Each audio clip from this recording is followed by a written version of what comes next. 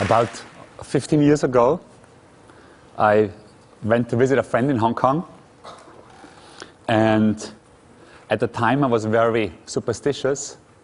So upon landing, this was still at the old Hong Kong airport at Kai Tak when it was smack in the middle of the city, I thought, if I see something good, I'm going to have a great time here in my 2 weeks.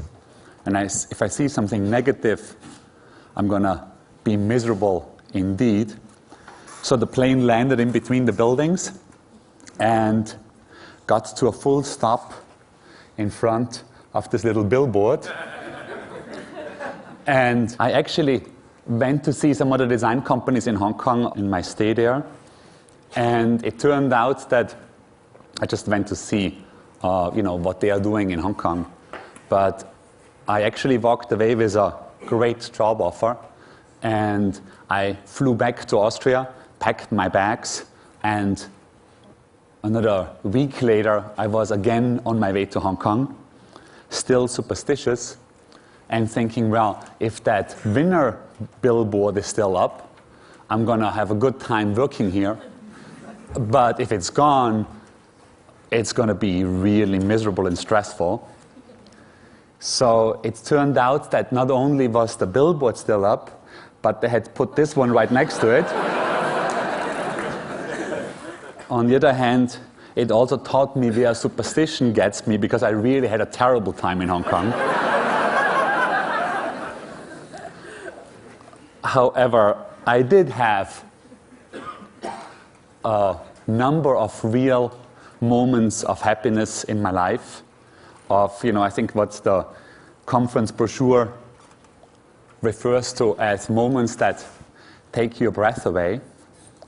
And since I'm a big list maker, I actually listed them all.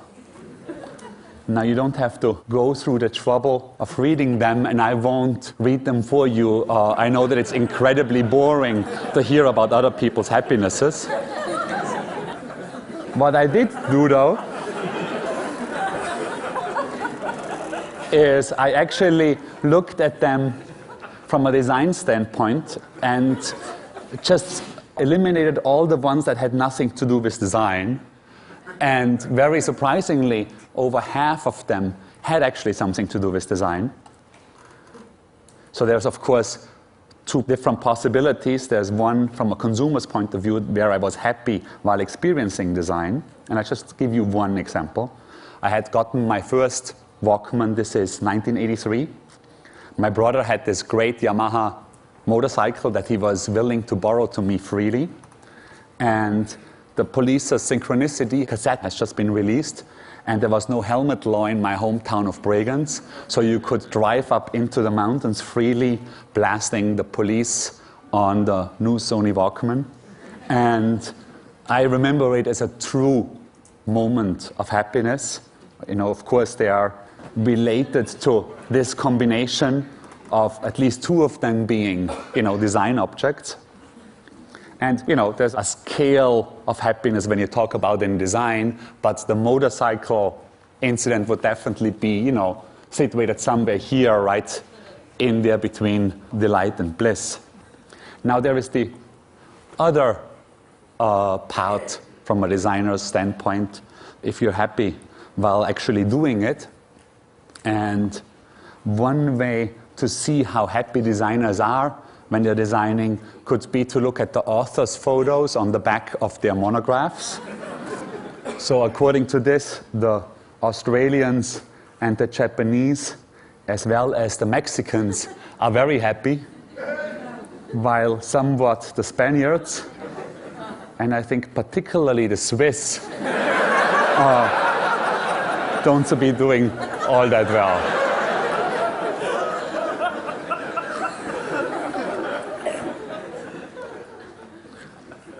Last November, a museum opened in Tokyo called the Mori Museum in a skyscraper up on the 56th floor.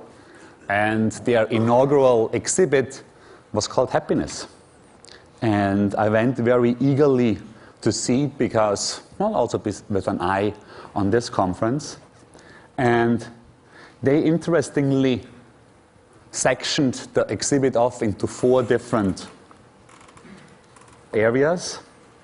Under Arcadia, they showed things like this from the Edo period, 100 ways to write happiness in different forms. Or they had this apple by Yoko Ono that, of course, later on was, made into the label for the Beatles. Under Nirvana, they showed this constable painting. And there was an interesting theory about abstraction. This is a blue field, is actually an Yves Klein painting. And the theory was that if you abstract an image, you really, open as much room for the unrepresentable, and therefore, are able to involve the viewer more.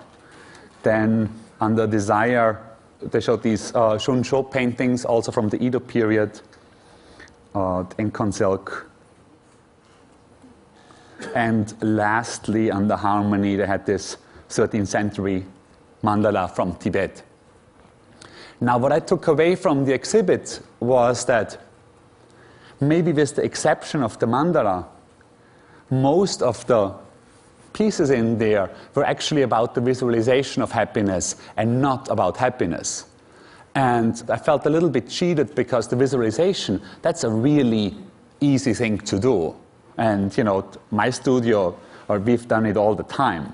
This is, a book, a happy dog, and you take it out, it's an aggressive dog. It's a happy David Byrne and an angry David Byrne, or a chess poster with a happy face and a more aggressive face. That's not a big deal to accomplish.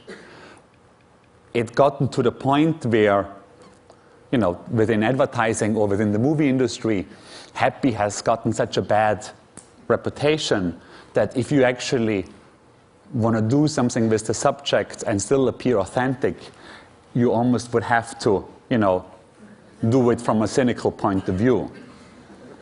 This is, the movie poster. Or we, a couple of weeks ago, designed a box set for the Talking Heads where the happiness visualized on the cover definitely has very much a dark side to it. Much, much more difficult is this, where the designs actually can evoke happiness. And I'm going to just show you 3 that actually did this for me. This is a campaign done by a young artist in New York who calls himself True. Everybody who has ridden the New York subway system will be familiar with these signs. True printed his own version of these signs, met every Wednesday at a subway stop. With 20 of his friends, they divided up the different subway lines and added their own version. So this is one.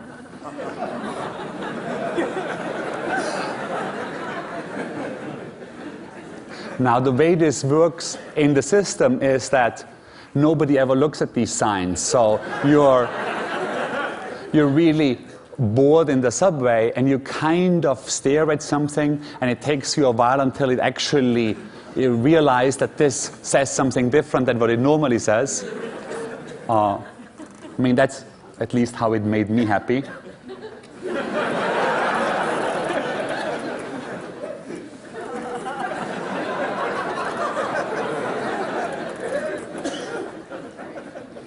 Now, True is a real humanitarian, and he didn't want any of his friends to be arrested, so he supplied everybody with this fake volunteer card and also gave this fake letter from the MTA to everybody, sort of like pretending that it's an art project financed by the Metropolitan Transit Authority. Another New York project, this is at PS1, a sculpture that's basically a square room by James Turrell that has a retractable ceiling, opens up at dusk and dawn every day. You don't see the horizon, you're just in there watching the incredible, subtle changes of color in the sky. And the room is truly something to be seen. People's demeanor changes when they go in there, and for sure, I haven't looked at the sky in the same way after spending an hour in there. There are, of course, more than those 3 projects that I'm showing here. I would definitely say that observing Vic Muniz's cloud a couple of years ago in Manhattan for sure made me happy as well. And then, but my last project is again from a young designer from in New York. He's from Korea originally, and he took it upon himself to print 55,000 speech bubbles, empty speech bubbles, stickers, large ones and small ones, and he goes around New York and just puts them, empty as they are, on posters. And other people go and fill them in. This one says, "Please let me die in peace."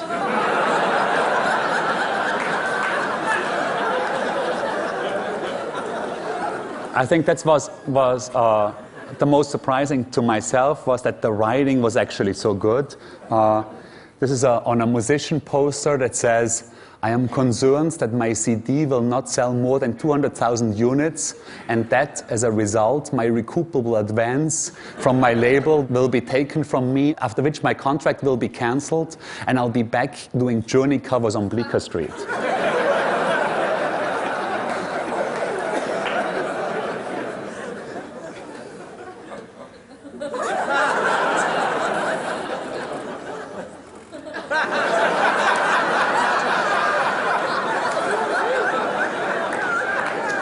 I think the reason this works so well is because everybody involved wins. She gets to have his project, the public gets a sweeter environment, and different public gets a place to express themselves, and the advertisers finally get somebody to look at their ads.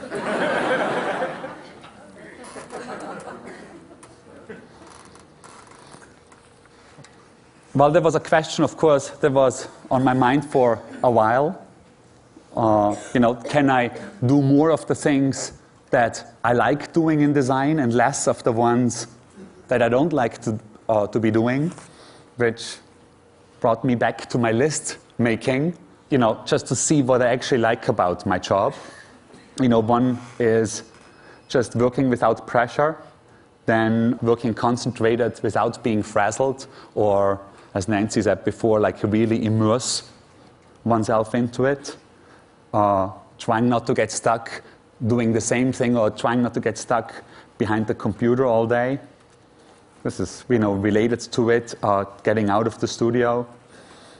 Then, of course, trying to, work on things where the content is actually important for me, and being able to enjoy the end results. And then I found another list in one of my diaries that actually contained all the things that I thought I learned in my life so far. And just about at that time, an Austrian magazine called and asked if we would want to do 6 spreads, design 6 spreads that work like dividing pages between the different chapters in the magazine. And the whole thing just fell together. So I just picked one of the things that I thought I learned. In this case, everything I do always comes back to me, and we made these spreads right out of this. So it was everything I do always comes back to me. A couple of weeks ago, a French company asked us to design 5 billboards for them. Again, we could supply the content for it. So I just picked another one, and this was 2 weeks ago. We flew to Arizona, the designer who works with me and myself, and photographed this one. So it's trying to look good, limits my life. And then we did one more of these. This is again for a magazine, dividing pages. This is having. This is the same thing. It's just, photographed from the side. This is from the front. Then it's guts. Again, it's the same thing. Guts is just the same room reworked. Then it's always, works out,